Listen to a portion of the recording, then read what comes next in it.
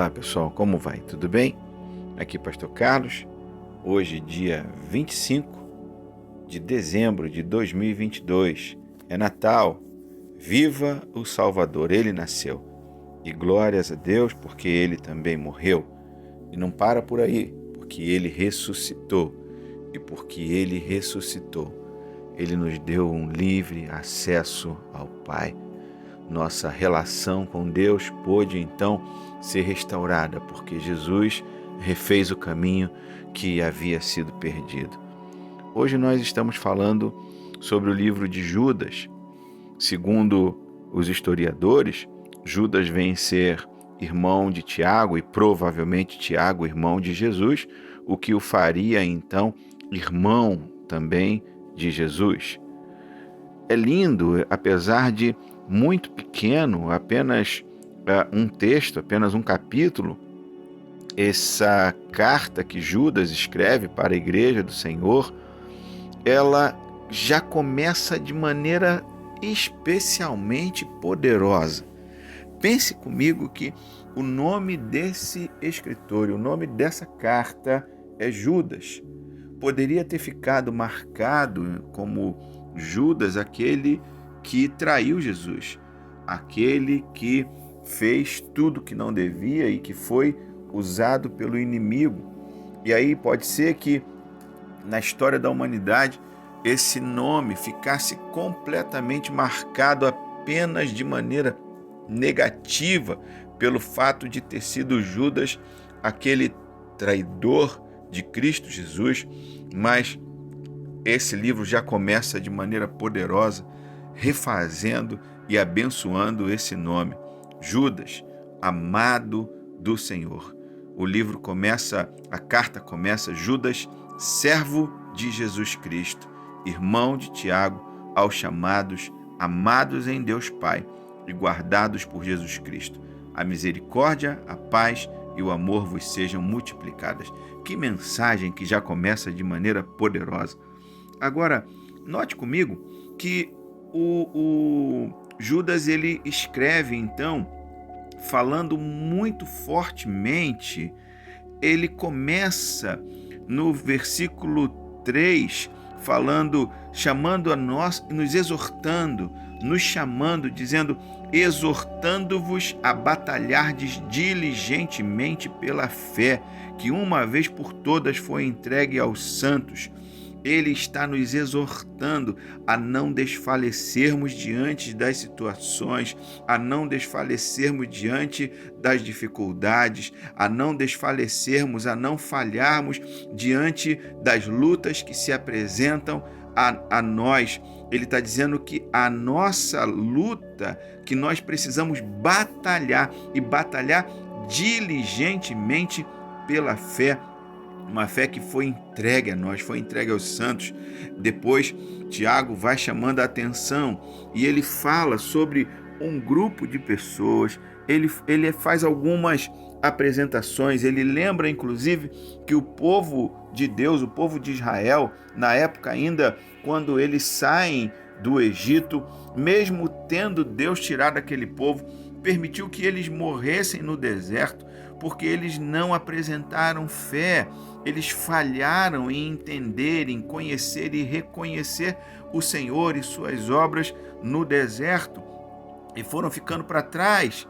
Também fala dos anjos que não guardaram o seu estado original e abandonaram seu próprio domicílio, ou seja, abandonaram Deus, foram expulsos do céu pelas suas obras malignas.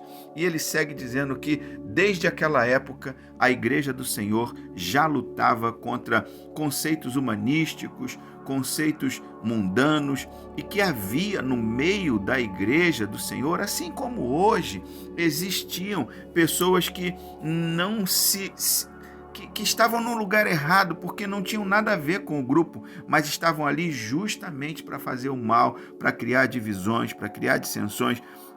E ele vai falar lá algo que toca para nós, pastores que a si mesmo se apacentam, nuvens sem água, impelidas pelos ventos, árvores em plena estação de frutos, desprovidas desse, ou seja, árvores mortas que não dão frutos, ondas bravias do mar que espumejam suas próprias sujidades, como estrelas errantes para as quais tem sido guardado a negridão das trevas para sempre. Judas já está chamando a atenção para o erro que havia na igreja, para aqueles que estavam usando a igreja do Senhor de maneira inadequada, de maneira errada.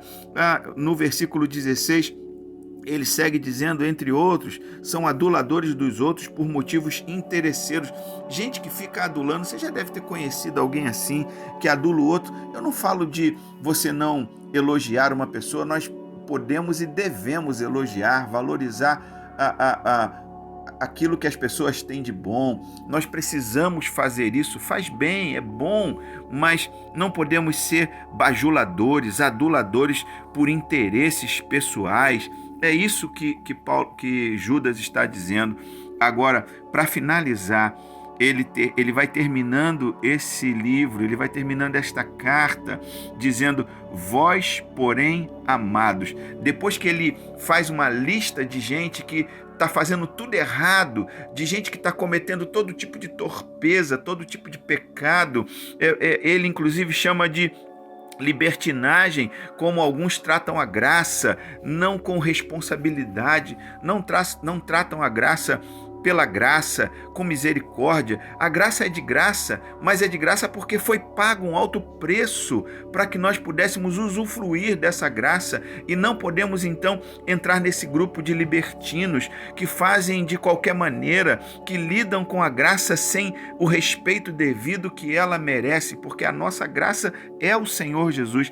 E ele diz, vós, porém, amados, lembrai-vos. Ele está dizendo que temos algo a lembrar. Nós precisamos lembrar das palavras anteriormente proferidas pelos apóstolos do nosso Senhor Jesus Cristo. Não qualquer apóstolo, mas nós precisamos lembrar daquilo que o Senhor nos tem proferido através dos seus apóstolos. E ele está dizendo que alguns que promovem divisões, situações de sensualidade, não têm o Espírito. Vós, porém, amados, de novo ele repete a mesma expressão, vós, porém, amados, edificando-vos na vossa fé santíssima. Ele está repetindo, está reforçando. Nós precisamos edificar a nossa fé, e na vossa fé santíssima, orando no Espírito Santo, aquele que intercede por nós com gemidos inexprimíveis. Significa orando no Espírito Santo. Às vezes é orando sozinho, você no seu quarto, no seu secreto, falando em línguas, orando às vezes em línguas que nós não entendemos, a língua do Santo, a língua do Senhor, a língua do Espírito Santo, orando ao Senhor. Guardai-vos no amor de Deus. O amor de Deus, ele está colocando aqui como se fosse um lugar onde nós podemos nos guardar. Compadecei-vos de alguns que estão na dúvida, para que esses sejam salvos.